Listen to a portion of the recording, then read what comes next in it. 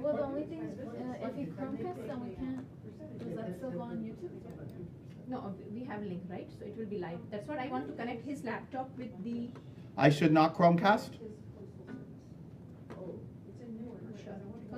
Because try to do that, we'll check.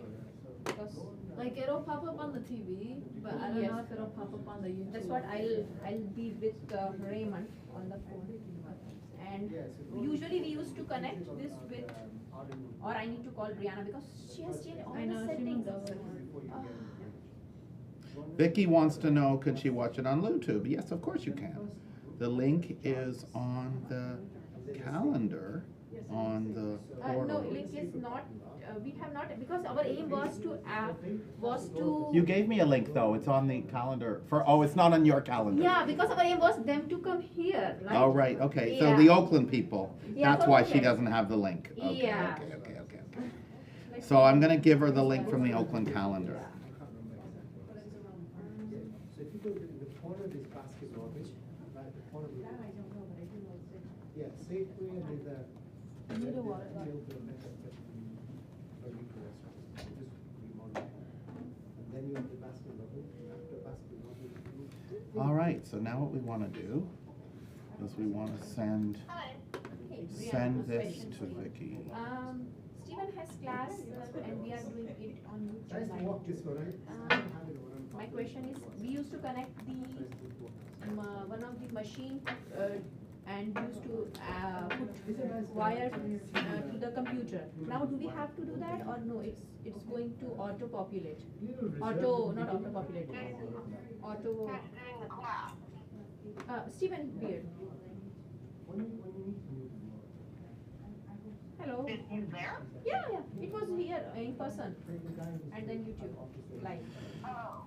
So, either he needs to connect the cord or he can Chromecast to it. Okay, Chromecast is also option.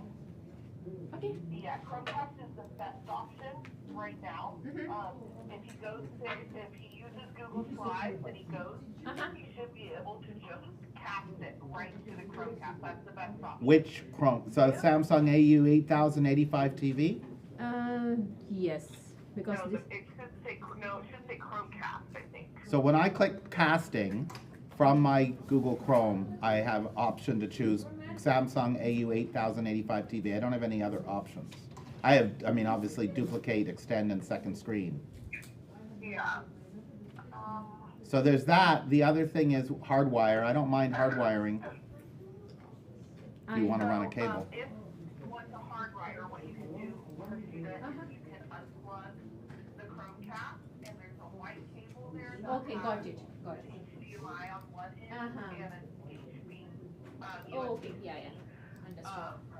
And just put it right where the Chromecast one goes, and you can plug in a computer. Okay, but yeah, let me see. Is it okay if we do like this? But just tell me working together. Not How sure. far will it go? I have to No, get. I need. I have to get to the other side. Unfortunately for mine. Oh yeah, there we go. Yeah. Oh, this is the wrong size. This is not HDMI. Let me see if I can make this No. work. Okay, let's This see. can go. But Let's see you if need this works. your computer need to scoot this side. Does I it? need- Yeah. Oh, because- oh, it's a short thing. Yeah. Oh. But the cord is very short. Oh. And that's why Chromecast, I think, is better. I don't, Joe just connected. I haven't done it. Joe set that up. Yeah, Joe does from Google Slide actually, not from that one. And But I mean, I'm just Chromecasting. I'm using PowerPoint slides, but it doesn't matter what I'm using. If I'm casting my laptop, I'm on the screen here. It works fine. It's already on the screen actually. The question is how does the YouTube? If you're doing it, the thing is, if it's on the screen, I mean, you can do it where the screen just shows behind you, but it won't be like a picture-in-picture, like where you're seeing the slides separately. But okay, so the camera. What starts the camera on? Oh, I see. So they're just going to see me. They're not going to be able to see the slides that well. Correct, but you can refocus the camera, but it would be best if you can just plug in. But then And the then cable, next time- they have a cable, but it's pretty short. So I'm going to be out of the Yeah. picture. It's way, I don't mind doing Chromecast, just show me how to do it. We cannot actually detect I cast, yeah. Why don't we click, yeah, just disconnect, no? We want to, You want to disconnect? no, we don't want to disconnect. Oh, what happened here? You disconnected, That's right? okay, I'll reconnect. Yeah. So there's two options for casting on my screen. Oh, well, actually one of them went away. Did this go powered out? Oh, it's restarting. Okay. So there's two options for casting, right? There's the Samsung 6 Series 55 and then the AU 8085 TV. Those are the only casting options I have. So TV remote? This says on your computer, It's open inside. Chrome, and then if you go to the top right, click More, Cast, Okay, let's try it that way. Sources, That's a different way, but it's the same thing. Casting is casting. Okay, No, you want me to choose Chromecast, right? yes, Okay. All right. I did it. and then it should be able to see cast screen, and then just make sure that Harshita plugs the Chromecast back in. Okay, plug the Chromecast back in. I think we've solved the It's already problem. there. It's plugged. We don't need this. Okay, good. So, what's it showing here? Why is it not showing what it's supposed to show? Let So me check. it could be my setup. One So more let me check thing. if it's online. If it's So you might need to click Sources. I know. It says Cast tab, you might need to click Sources and say Cast Screen. Yeah, or I know. Desktop instead of Cast Yeah, tab. I hear you. I've played this game before. All right, so now I think we've fixed it. So all we need to do is check in there that the YouTube is good. yeah, I'm checking. I'm checking. Showing right, Harshita? Yeah, it's showing right, but I need to check going in on the link. Give me a second. She's checking the link right now. Oh, she's not even here.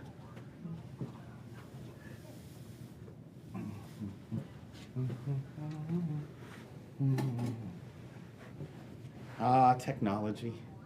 It's so delightful when it works, and then when it doesn't work, it drives us batty.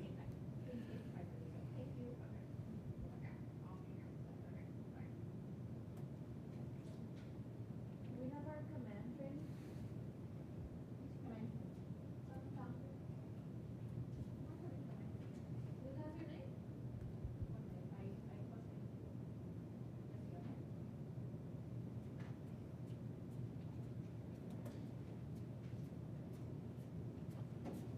Can you speak something?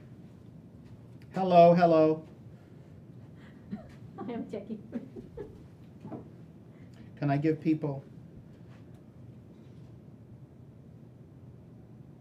Oh, Shakib says it's fine. Yeah. it's Hi, fine. Shakib. Yeah. Thank you, folks. We're going to start in just a few minutes.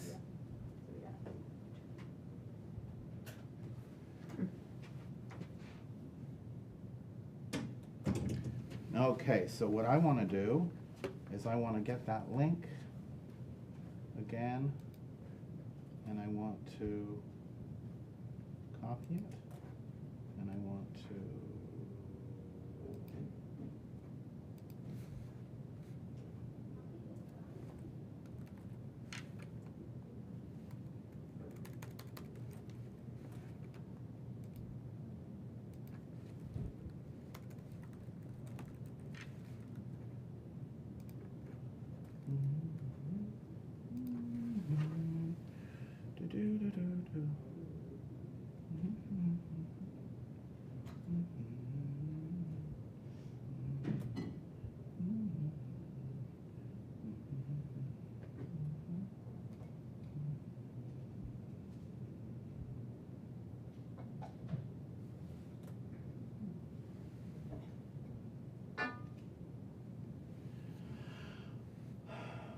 All right. So we're going to just start in a minute, those of you in YouTube land, and those of you here live.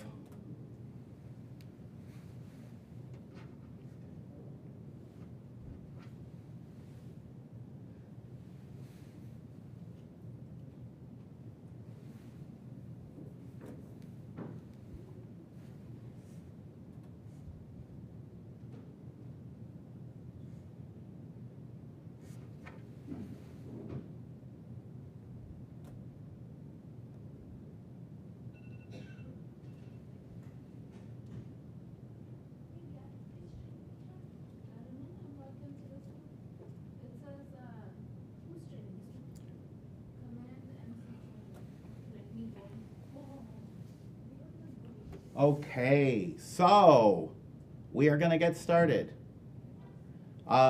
This class is all about preparing what I call the killer offer. What do I mean by a killer offer? I mean offer presentation. We're not going to be talking today about the negotiation tactic or how to write a competitive offer in terms of price and terms. The focus here is on your offer presentation. So what we're going to be doing today is talking about why offer presentation is super important. We're going to be talking about preparing to write the offer, on things you need to think about before you even start drafting it. We're going to be talking about elements of the offer that are really important to think about to make your offer compelling. The appearance. What is it going to look like when it's received by the listing agent? How do you present it to the listing agent? And what do you do after you've submitted it? That's what we're going to do today. Does anyone have any questions who's here in the room before I get started? No. Okay. So let's go. First of all, why does offer presentation matter? So those of you here, anyone, why do you think offer presentation matters? What's one reason? You want to stand out from the... Yes, stand out from the crowd. What else?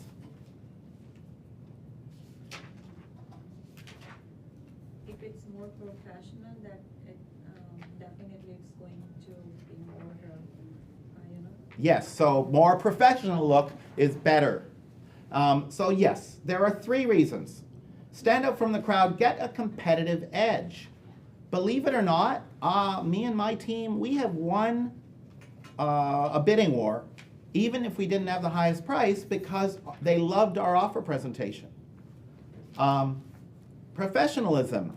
Why will we always prepare a fancy listing binder and go into a listing presentation dressed to the nines with a very sophisticated look, yet we're a little sloppy with our offers we're putting out there? The house prices are the same. We want to put our best professional foot forward and treat with respect both the seller and our clients, the buyers. So that's another reason.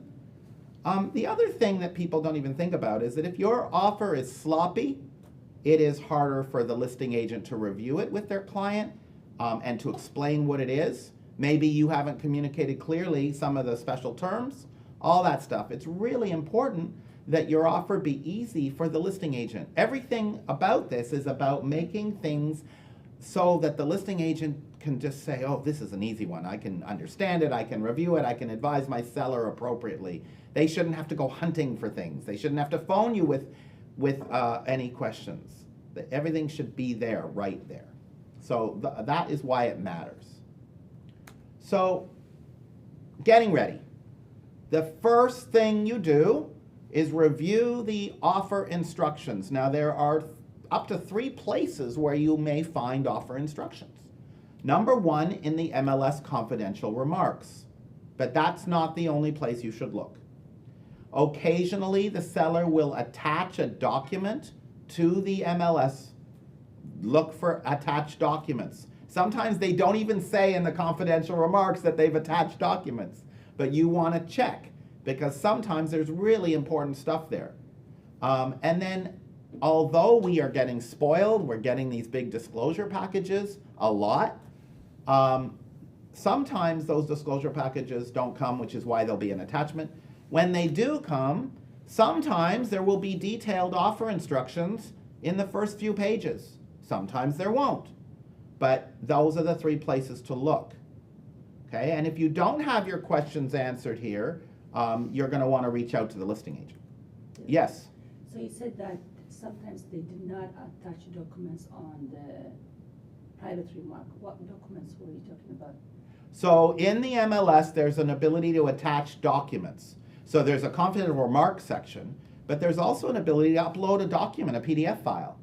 So that's what I'm talking about. Some agents who don't use disclosure packages will just upload a form, how to submit your offer. And it'll be a PDF attached to the MLS listing. That's all. No? So you're talking about the... It's an MLS, yeah. MLS printout, or an MLS on your screen. There's a button on it that says, click here for attached documents. That's all. Not all listing agents are going to give you a disclosure package. Sometimes they just give you documents loose. Okay. That's all. However, it's less common. We are in a sophisticated marketplace, but there are certainly lots of agents who don't use HomeLight or disclosure digital doc presentation. Sometimes they'll just load about 8 or 10 documents in the MLS. So that's all I really mean. So most important here is you want to prepare the offer according to what the listing agent requests, as onerous and full of extra stuff that is. You want that to follow their instructions. So that's the next part of this. Follow any instructions as accurately as you can. If you don't understand the instructions, you contact the listing agent. You also want to phone or contact the listing agent about these 6 things. First of all, you want to ask them, what is the seller's desired price and the key terms the seller wants? Sometimes it isn't in the confidential remarks. If it is in the confidential remarks, key terms, you want to verify. So you want to verify the things the seller wants, or ask, what is your seller looking for the most? Why are they selling? Do they have a preferred title and escrow company? If your buyer doesn't matter and the escrow company they like is someone we're familiar with, it's a good, well-known name, then why not use theirs? They already have a pre-escrow open. They have a relationship with the escrow officer.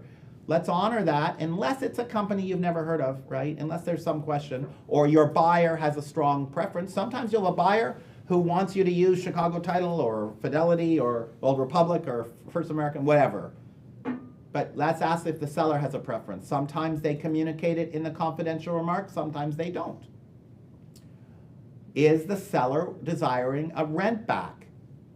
A rent back is where the seller gets to stay in the house after the close of escrow for some period of time. If they want that, how long do they want to stay? Then you have a discussion with your buyer about the terms of the offer. But you want to know,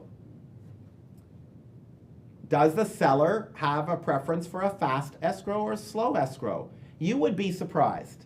I have phoned sellers and they've said, you know what, I want 30 days because my seller needs to do X, Y, and Z. We don't need, if you write 10, 15 days, it isn't going to matter. That's not what's important to my seller. They're more interested in price or whatever. Ask the question. Don't make an assumption that everyone wants a fast close, even if your lender can close fast. And you want to verify if the offer instructions aren't clear. If you're looking at the offer instructions and you don't understand them, don't guess. Contact the listing agent and say, I want to understand this. The better listing agents will welcome your questions, and it will put you in a good stead with them. They will know that you are doing your homework for your buyer, so you've already built rapport with them. All right. More about this. Getting ready to write the offer. As late as possible before any offer deadline. In a multiple offer situation, you usually have an offer deadline. There's some time pressure. Ask the listing agent these 3 questions. How many offers have you expecting and how many have you received? Don't assume that they are going to communicate it. Now, some of them do. If you've written offers, you know that some of the listing agents send you updates every 3 hours, which is great. But most don't. Most might do it daily at best. So how many offers are you expecting and how many have you received? What are if you can find out, ask them the terms and the prices and the names of the other agents making offers. Now, most listing agents won't tell you all of it, but there is zero harm in asking. Do your due diligence, gather whatever information you can glean. Like if someone phoned me and asked me what the terms and prices were of the other offers I've received, I would say, I'm sorry, I can't share that, write your highest and best offer. But if they said to you, do you ever have any other offers from KW agents? I might share that. Is the listing agent writing for their own client? In that case, there might be a dual variable situation. Do you guys know what dual variable means?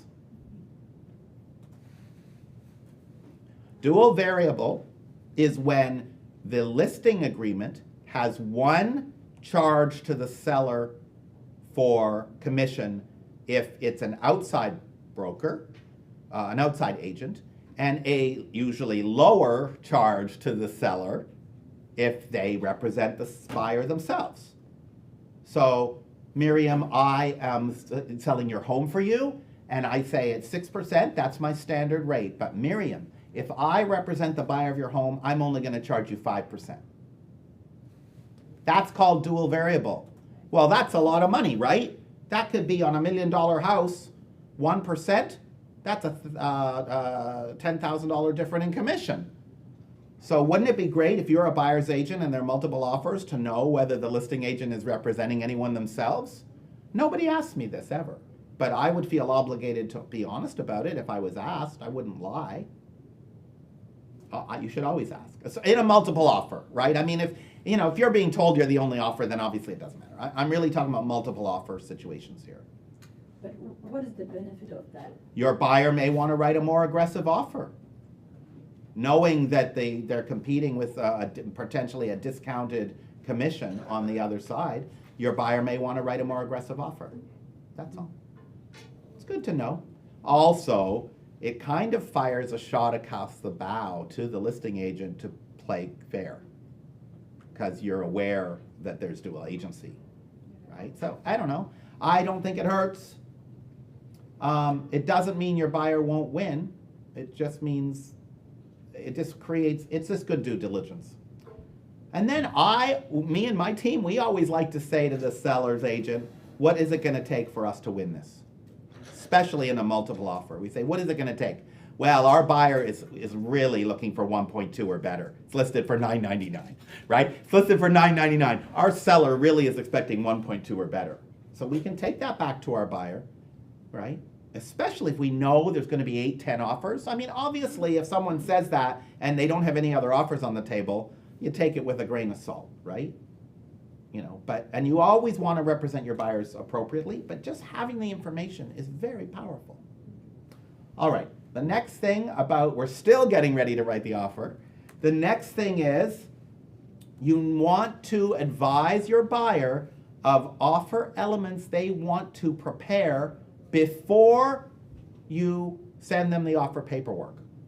Before you send them the offer paperwork, there's stuff they need to get ready, that they need to prepare. So what is that stuff? Oh, sorry.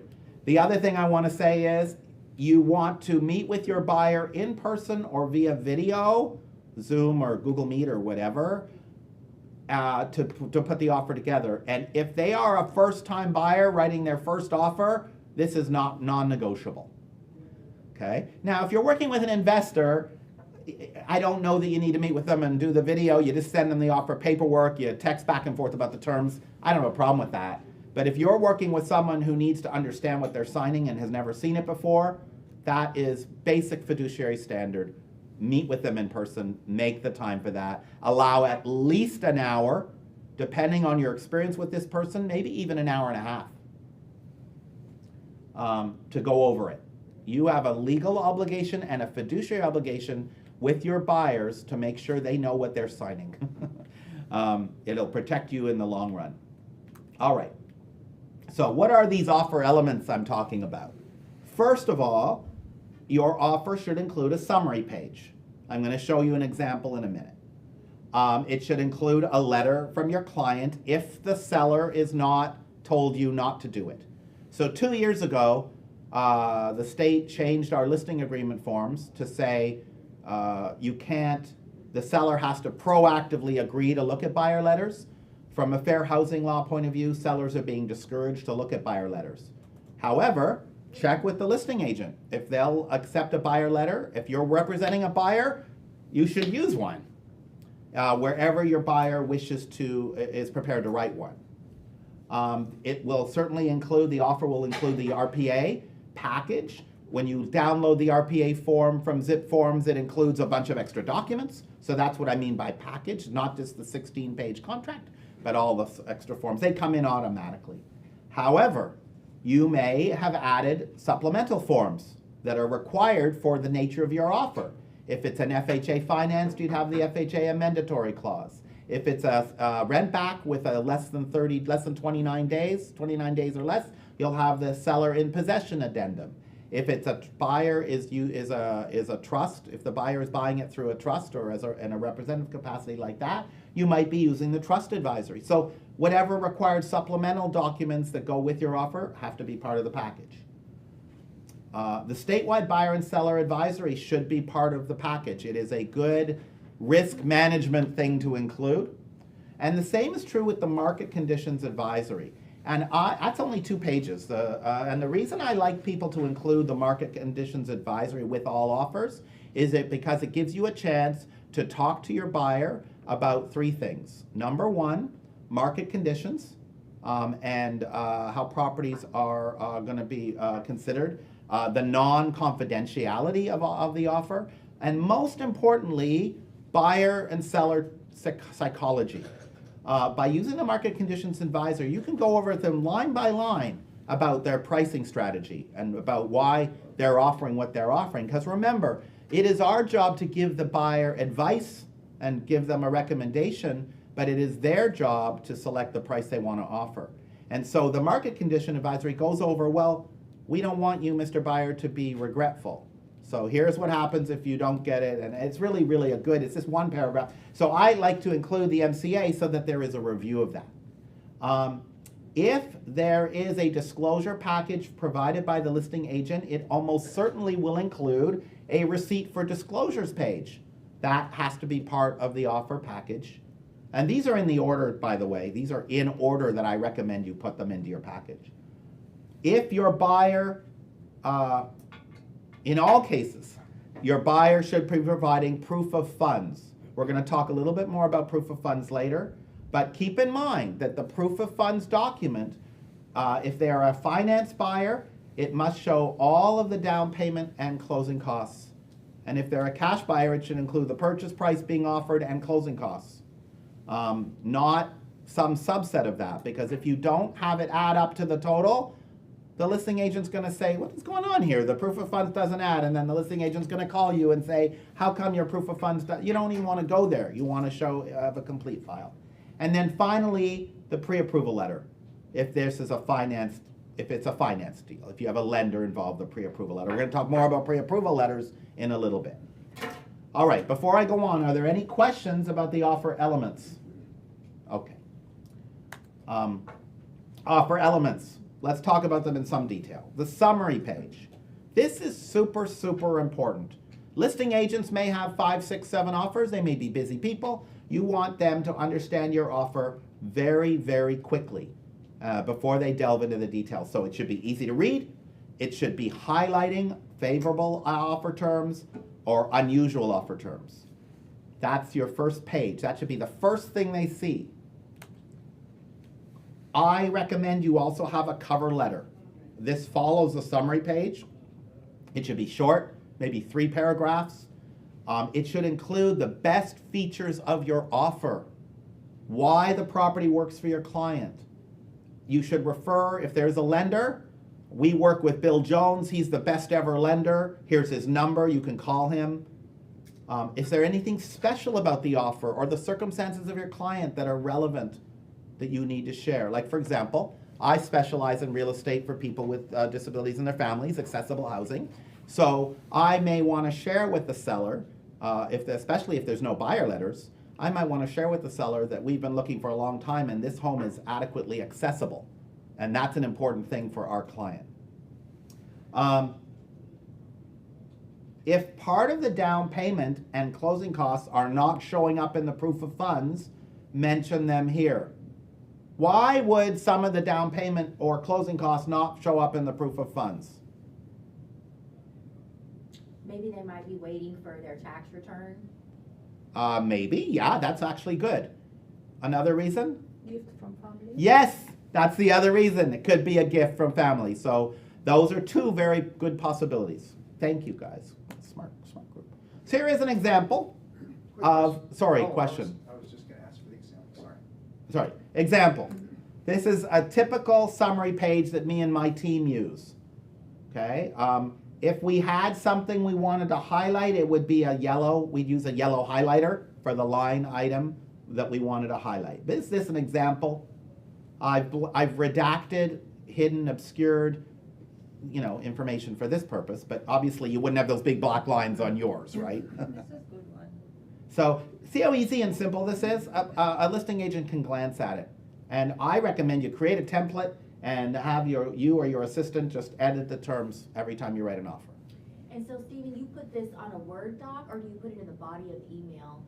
I put this in a body of the email. We're going to get to that. Okay. Thank you. That's a great question. We're going to talk about how to submit the offer and how it physically should look a little bit later. How are we doing here? Oh, we're doing good. All right, next.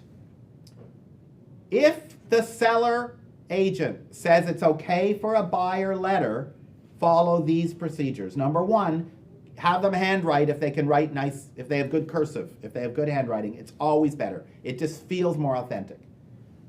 Tell them to keep it short, no more than 1 page. They should hand sign it where possible. If they choose to type it, they should at least print it out and put their signatures on it, even if they've letter typed. Authenticity.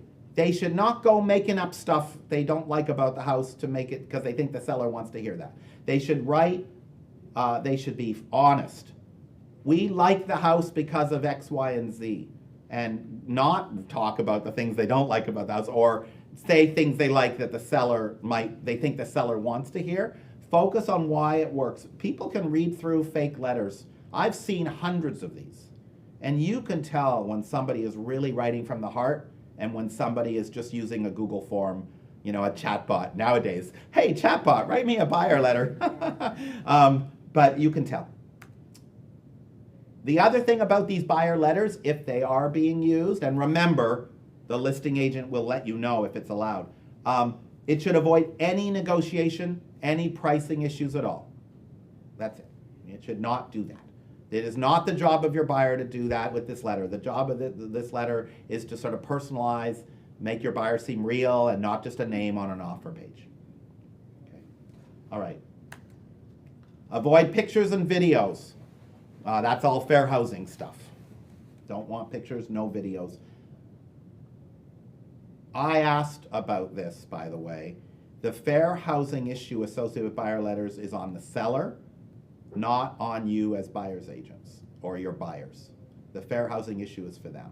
So if they are accepting buyer letters, it's fair game for you to get one written and offer one. All right. Now I'm going to talk a little bit more about proof of funds. If you are submitting proof, when you submit proof of funds, whether you do it, whatever way you submit the offer, you must obscure account numbers and mailing addresses. Obviously, you need their name to show up, but you must obscure account numbers and mailing addresses. Why? Because this is private and confidential information. So when you get the document and you obscure them. If you're doing a printed out thing and then you're going to scan it, you use a Sharpie and a black Sharpie. If you are using a digital tool, you use the tool. Adobe, whatever you're using to do the redaction. There's lots of free digital redaction tools for documents, whatever you're using. Now, with your proof of funds, the bank statement, only put in the first page. The seller and the seller's agent don't need to see all the debit card charges at McDonald's and at the gasoline shop and everything. They don't need to see all that extra stuff. Take the extra time, and when your buyer sends you a 7-page bank statement, just want the first page. Keep it simple, keep it easy. Sometimes with really confusing bank statements, me and my team put a big circle. We make a big circle around the number that's important there, the amount of money in the account. The statement must show the name of the financial institution, the name of the borrower, the date of the statement, and the account balance. Screenshots may not have all of that, and if they are screenshots, which I never recommend, but if you have to use a screenshot, make sure it has all that in it, otherwise it's useless. Make sure your buyer gives you the most up-to-date statement. you're writing, the one you use, let's suppose they've been looking for a while and you're now writing your 7th offer with this buyer. The statement from 4 months ago is no good. You don't want to use that. You want the most recent statement they can give you.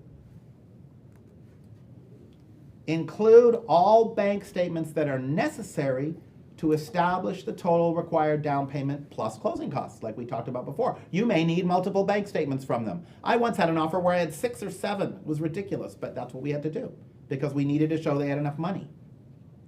By the way, guys, it might surprise you, but most buyers agents out there aren't doing any of these things. Don't you think if you're a listing agent, then you get an offer that's properly prepared, it's just naturally going to make you stand out because the bar is so incredibly low. I don't know how many of you have received offers on a listing where you got multiple offers. I had a listing last year where we had multiple offers. There were like 6. Only 2 of them were professionally looking to my standard. Only 2. One of them won. Now, we didn't immediately dismiss the sloppy ones, but, you know, it gave us an impression. And this is not trivial kind of in the weeds stuff. This is super important. You want to have a killer offer that's going to win when it's not the highest. This is the edge you need. All right. Oh, right. I missed a point. On the proof of funds, the gift letter, if you have a gift letter from the family to supplement the down payment, have the family member write up a short 2 paragraphs. I'm Bill's father, and I am so excited that Bill and Marcy have the opportunity to buy this lovely home, and we are contributing $15,000 towards their down payment. Nobody is doing this. It just adds gravitas, and it makes your buyer seem more real and more human. So, Steve, Yes. do we ask this proof of fund during the buyer consultation or when we write an offer? When you write an offer. I mean, during the buyer consultation, they may not even have decided to write the offer yet. So once your buyer says, yes, I want to write an offer, you're going to be having an offer meeting to determine the price and terms. You're going to be proposing to them doing comps and everything. At that point saying, okay, Mr. Buyer, we're meeting on Tuesday at 4 o'clock. For Tuesday at 4 o'clock, here's what I would like you to send me. That way we can have a good, complete offer to submit for you. Like that. All right. Be careful regarding the use of retirement accounts in your proof of funds. Why? Why do we have to be careful about retirement fund accounts in the proof of funds declaration? The reason is because you can't normally liquidate all of a retirement fund for proof of funds for down payment of a... If a buyer is going to blast out of their retirement account to pay for their down payment and closing costs, there is a limit on how much they can take. It's your job to make sure that if they show you $20,000 in a retirement account, that you're aware of how much of it is actually going to be withdrawable. They should know. Their lender will know. So you phone their lender and say, okay, he's got $20,000. How much of it is coming out for him to attribute toward the down payment? To make sure your numbers add up. Don't just use the total amount in the account because they can't get that much. Almost all retirement accounts have a limit on how much you can withdraw without penalties and taxes. All right, so just check. Do your homework and make sure if it's a retirement account, you know how much of it is being used. And then do the math. Use the calculator, do the math. Okay, let's talk about the pre-approval letter. This is if it's financed, right? So one consideration, make sure the lender puts the address of the property you're writing the offer for on the on the letter. You would be surprised how many lenders, especially the big banks, write generic cover letter, generic pre-approval letters that don't have an address on them. Avoid it wherever you can. Okay? You want the seller and their agent to get the impression that the lender is fully aware of what's going on with this property, not just with their buyer, their client. Second thing, the pre-approval letter should show the offer price that you are offering, not last week's decision on the offer price or yesterday's thinking about it, the actual price being offered. Get the letter revised. You never, ever want the offer letter, the offer and the pre-approval letter not to match. That is like big no-no. Hurts your buyer in some cases too. page 1 of the RPA. Must match page 1 of the RPA. Second thing, next thing. Have a relationship with the buyer's lender such that they agree to call the listing agent as soon as you've submitted the offer before the seller has reviewed the offer, to talk well of your client. Talk about how awesome their credit is. Talk about how secure their financing is. Answer any questions. Good listing agents ask a lot of questions of the lenders. Don't kid yourselves. If you're in an offer competition and there's 10 or 15 people and you're talking with a top-notch listing agent, they're not doing their due diligence if they aren't calling your lender. So get ahead of it. Have your lender call them. You know, it shocks me how many times that doesn't happen. You know, I'll get 15 offers and I'll only get 2 lender calls inbound. And so me as a listing agent, I call out for the top person and talk to their lender. It isn't standard practice. It should be. You know, we're not talking about a $50 Amazon gift card here. You know, we're not talking about, you know, a small thing. We're talking about hundreds of thousands, if not millions of dollars of, this is a huge deal. Let's cross our I's and dot our T's and serve our clients, right? Next thing. If the pre-approval letter seems to you to be weak and using words that make it feel not having any gravitas, not having any weight, or if there's a laundry list of conditions on it, contact the lender and say, is there anything we can do with this to make it look a little less conditional, a little less like, you know, that it isn't really a real pre-approval letter. And be very clear about the distinction between pre-approval and pre-qualify. They are 2 completely different things. Pre-qualify means that there's a phone call. The buyer and their lender had a phone call, and the buyer said, I make this much, and I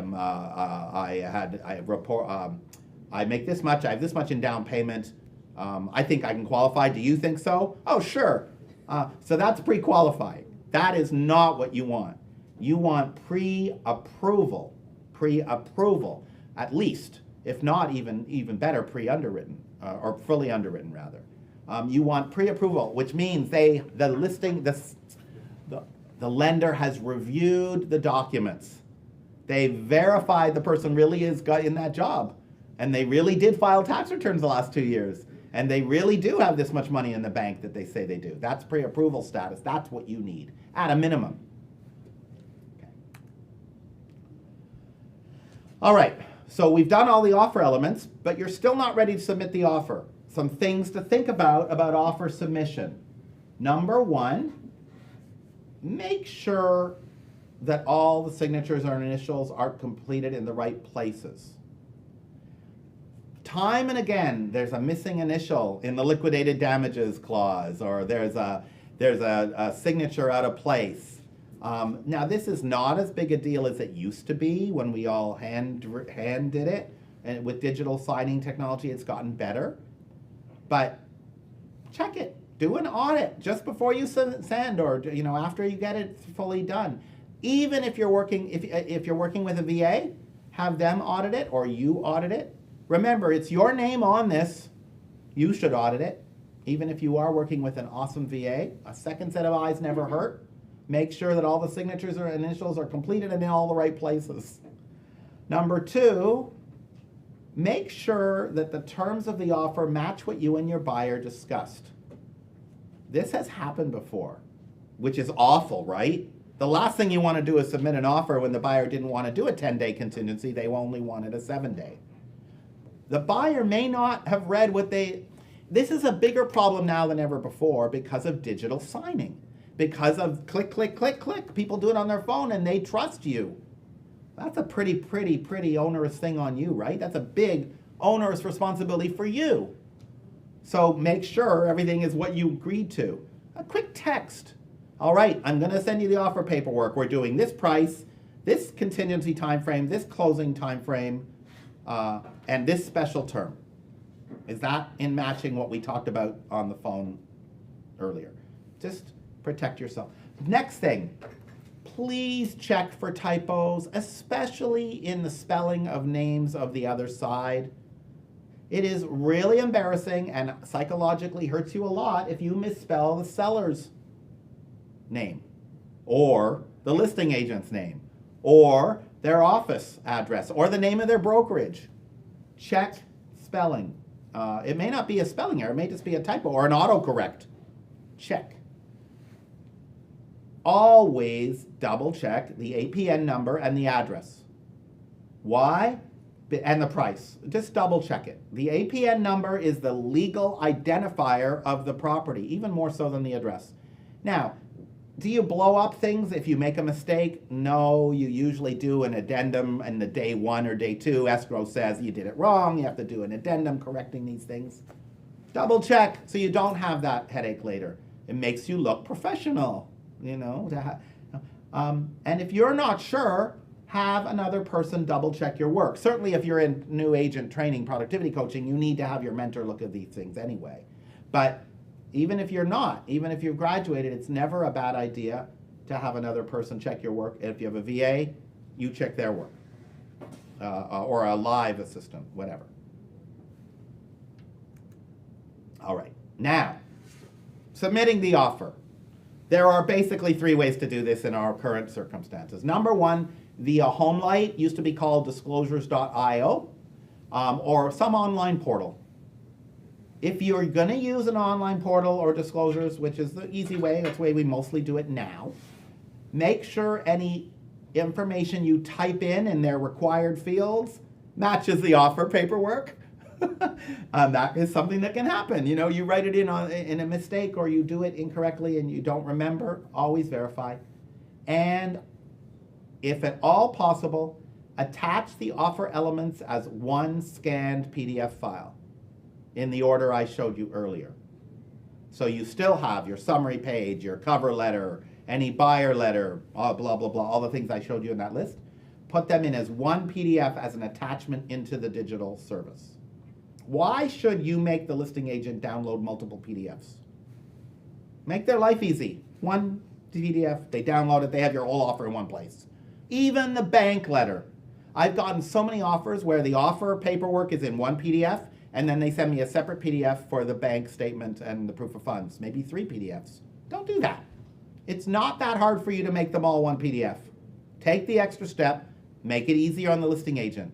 Psychologically, underneath the surface, they're beginning to like you. Oh, this is nice and easy one. I don't have to download 6 PDFs to look at all of these extra documents. It's all here. You can also submit your offer via email. That is still happening a fair bit. Not everybody pays for these digital portals or has access to them. Send it via email. All I want you to do here is send one PDF, same as the other thing, but don't just send the PDF. Put in a nice subject line and a nice little greeting. Dear Paula Jones, here is our offer. Thank you so much for giving us the opportunity to present this offer to you. Please let us know when your seller will be reviewing offers. Don't just send a sloppy email. Send a nice, polite email with gratitude, appreciation, and it'll just come across as more professional. That's all. This is not costing you a lot of time, but it makes these little things make a difference. Now, old school. Old school is you present the offer in person. Now, this may not be happening that much. It's certainly not in the main market. Maybe we see this more in the luxury market. But you may come across an opportunity to present in person. If you do, absolutely go for it. You can bond with the listing agent a little bit. You can talk up your clients in a way that you can't do it in a letter. You should have a report style presentation. You should print up the offer in color. Prepare multiple copies if you're going to have other people in the room besides the listing agent. Powerful stuff. It may happen. Any questions about this? No. Okay. All right. Now, what happens after? You've submitted the offer. What happens afterwards? So there's things you need to do. First of all, if you've emailed or put the offer through a portal, you want to confirm receipt of the offer and find out when the offer will be reviewed, when they're going to be reviewing the offers. It is not enough for the portal to send you an automatic message saying that the offer has been received or it has been clicked on or whatever. These automatic portals will send you an automatic email, so-and-so clicked on your offer. Not good enough. Send a text. Hey, did you have a chance to look at the offer? Because these online portals can't tell you that. They can tell you that it was clicked on, but not that it's been looked at. As soon as your offer is submitted, you want to tell your client it was sent. As soon as you've confirmed receipt from the listing agent, you want to tell your buyers that it's been confirmed as received. And as soon as you know when an offer is going to be responded to, you want to advise them, hey, you're going to get a response at such and such a time. Don't expect. Now, this is really important, especially with first-time buyers who are nervous, or even second-time buyers who are nervous.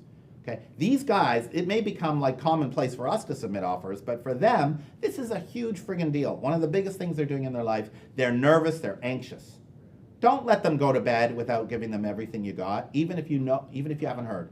Phone them, text them at 9 o'clock and say, listen, I'm really sorry. They told us they're gonna get back, but I haven't heard anything. I don't think the listing agent, they haven't responded to my text tonight. I think we're not gonna hear till the morning. Go have a good night's sleep. I will contact you in the morning. Just do simple things like that. Alleviate the stress of your buyer, and that will go a long way to showing your professionalism too. And also when a response is expected. If the listing agent says to you, okay, we got your offer, but we're not meeting with the seller tonight. We're not going to meet with them until 5 o'clock tomorrow afternoon after they finish work. Tell your buyer, okay, Mr. Buyer, the offer's in. There are 3 other offers as far as we know, and unfortunately the seller isn't available tonight. They're not meeting till tomorrow after work, so we're not going to really have an answer for you until tomorrow evening on your offer. I will keep you informed. It's also a good idea to contact the listing agent at 10 or 11 the next morning anyway and say, are you still meeting with your seller at 5 o'clock this afternoon? You're kind of like the quarterback of this, right? Or another way to look at it is you're the center. And you need to follow up with all the different spokes of the wheel to make sure everyone is doing what they're supposed to do, including the listing agent. Now, let's suppose you did present an offer in person. In that case, you want to send the digital version as soon as possible afterwards, so they all have digital copies, because obviously they need those. And if you do present in person, send a thank you note to the listing agent, a physical one. In fact, what I used to do when I presented in person years ago is I would have the thank you notes in my car, and after I left the meeting room, I would drop the thank you note in the inbound mail at the office where I was, right there and then. Or maybe I'd go out to my car and come back in and drop it in and not mail it. Send a thank you note. You can do this, by the way, even if you did present digitally, even if you did submit.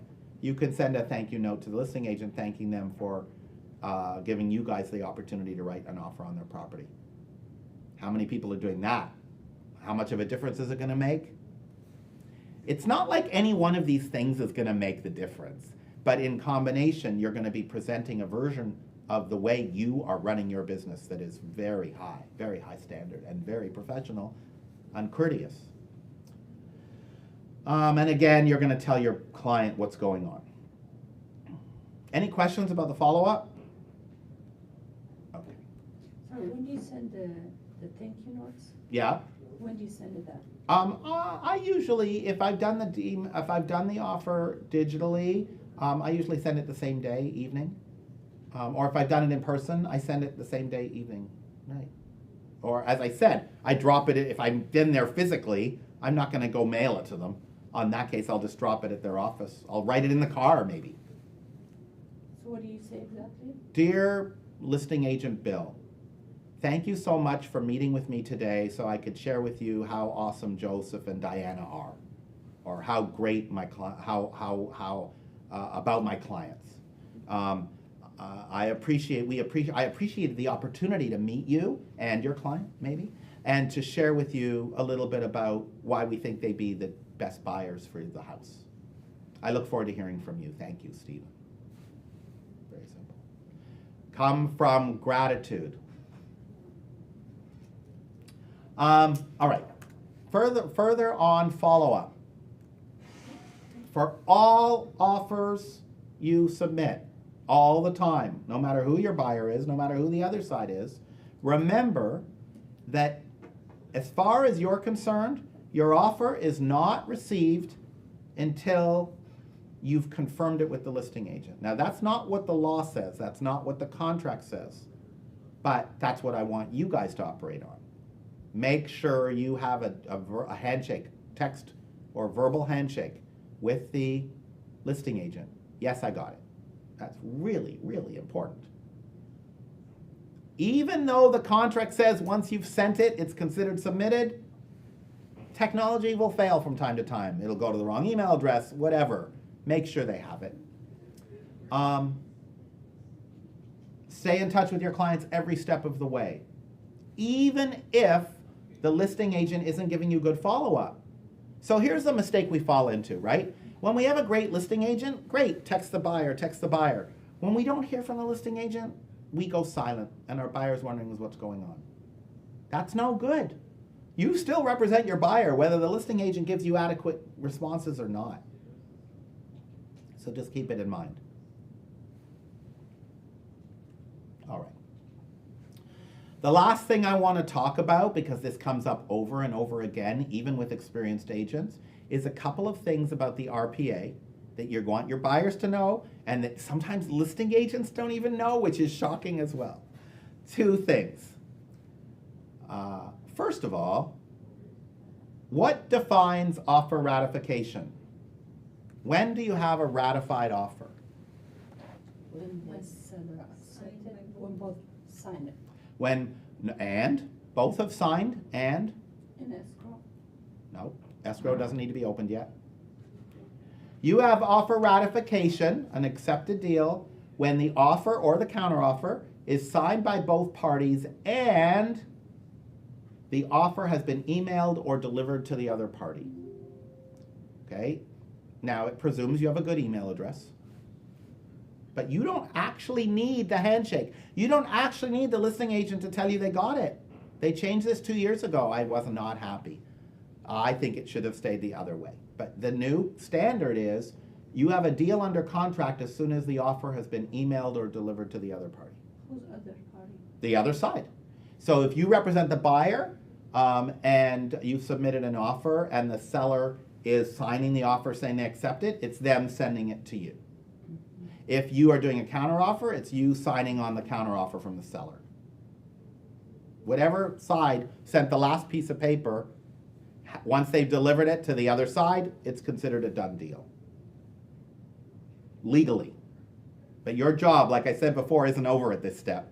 Okay? You still want to do the handshake. Hey, Mr. Listing Agent, I just sent you back the signed counteroffer. Thank you so much. We're looking forward to working with you. Now, it gets a lot trickier with multiple counteroffers because then the seller still needs to sign back, even on a signed counteroffer, because in the multiple counteroffer form, there's an additional comeback to prove that they're taking your offer versus the other offers in the multiple counteroffer. Either way, whatever paper is the last paper, once it's submitted via email usually or delivered to the other party, you're in contract, whatever the appropriate paper was. If you're confused about this, ask your broker, designated broker, or ask your mentor if you're in the PC program. Next thing, when is day one? Once the offer has gone to ratification, what is the day one? Next day? Yes, day one is the next day on the calendar. It doesn't matter if it's a holiday or weekend. So if you ratify on Good Friday, all the banks are closed Good Friday, the title companies are closed Good Friday, or if you ratify on Independence Day, or on Memorial Day is coming up, right? Any of these holidays, the next day is, you ratify the day before. The next day, the holiday is day one. If you ratify on a Friday, day one is Saturday. You start the clock on the next day, always. That's really important for ratification. You need to be on the same page. A lot of TCs don't get this.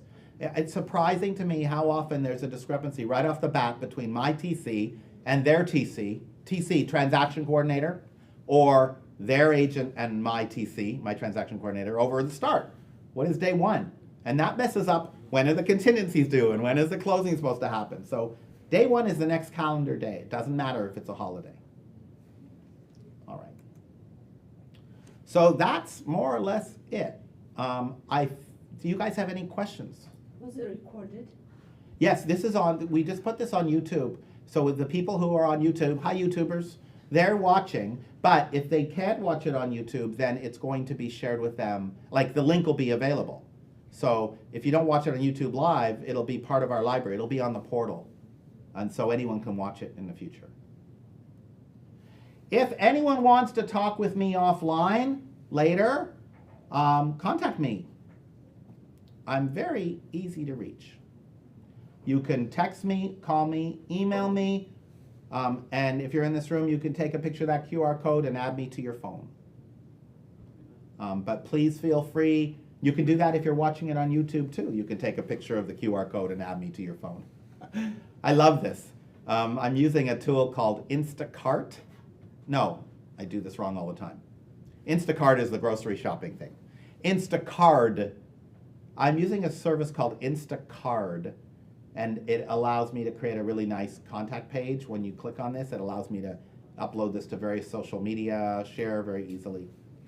By the way, guys, this is also on command now, not Instacard, but the QR code.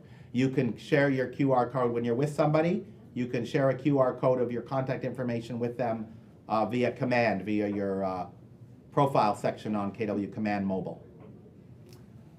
Anyway, that's it. I hope this has been helpful. Yeah, thank you so Very much. helpful. Yeah. Thanks. It's really not. Yeah.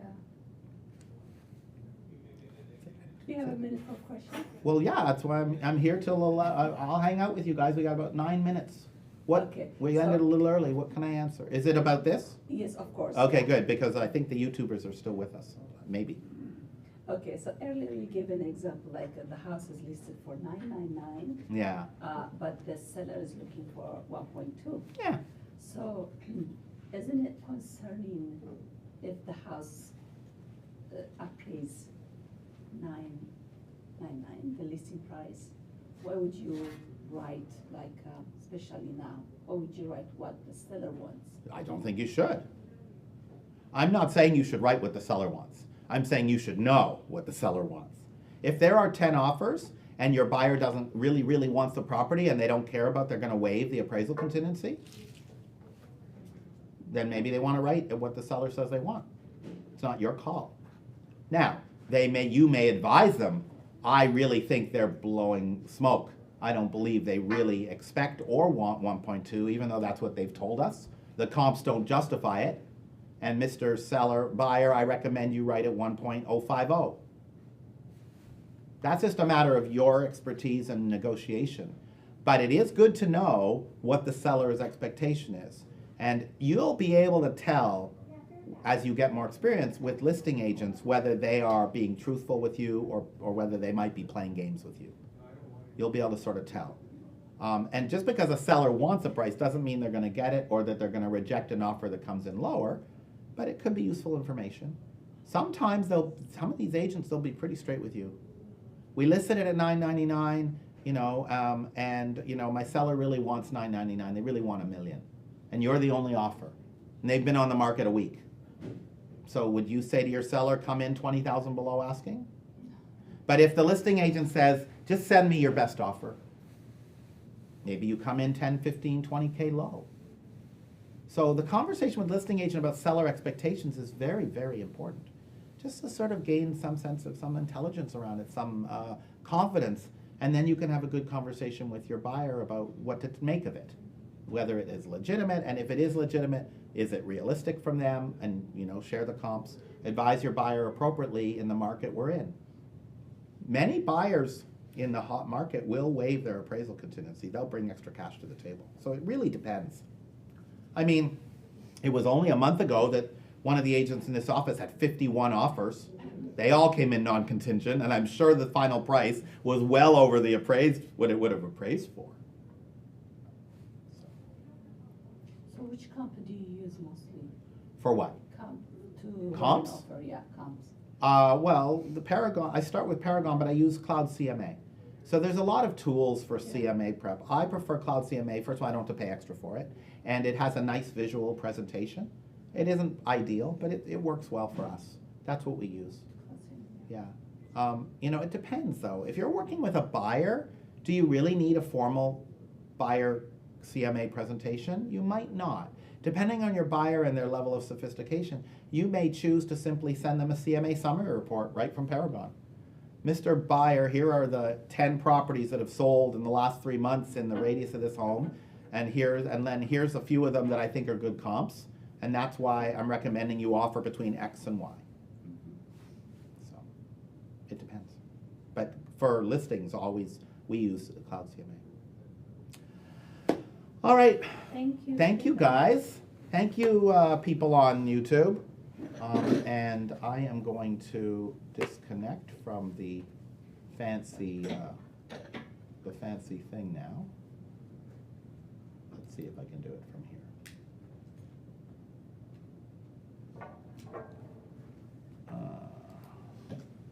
Hey, Stephen, was that an Ignite class? No, we just taught a class on